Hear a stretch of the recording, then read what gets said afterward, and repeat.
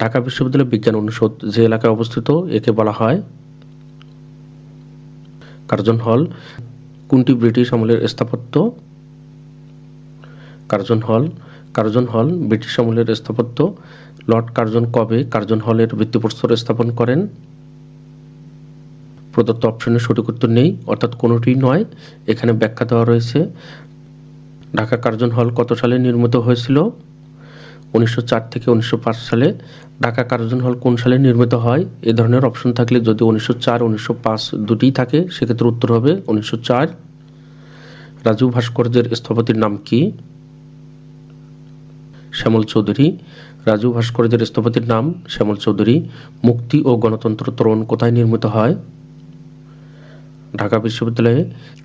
Civil service college Dhaka কোনটির অধিভুক্ত? ঢাকা বিশ্ববিদ্যালয়। ঢাকা বিশ্ববিদ্যালয় প্রতিষ্ঠাকালীন সময় কয়টি হল ছিল?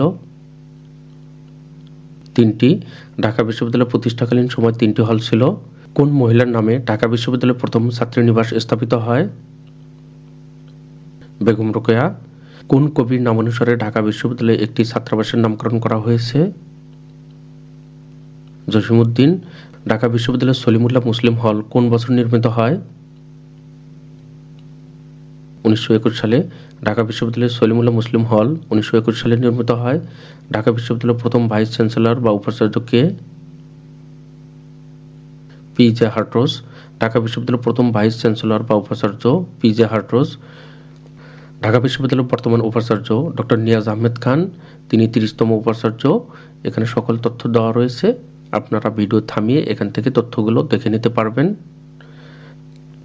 Sir P J. হার্টজ ইন্টারন্যাশনাল হল কোথায় অবস্থিত? ঢাকা বিশ্ববিদ্যালয়ে। উপমহাদেশের মধ্যে ঢাকা বিশ্ববিদ্যালয়ের প্রথম ভাইস চ্যান্সেলর কে? Sir AF. রহমান। উপমহাদেশের মধ্যে ঢাকা বিশ্ববিদ্যালয়ের প্রথম vice chancellor sir AF. Rahman. Dhaka বিশ্ববিদ্যালয়ের প্রথম ভারতীয় উপাচার্য কে? Sir AF. রহমান।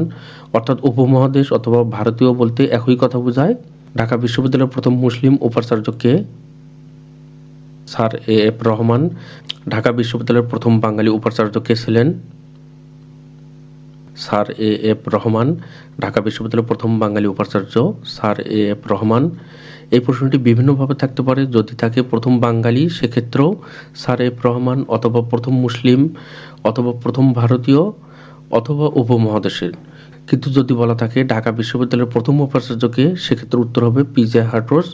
অন্যান্যগুলো থাকবে কিন্তু প্রথম কথা লেখা থাকবে, এই বিষয়টি আপনাদেরকে লক্ষ্য রাখতে হবে।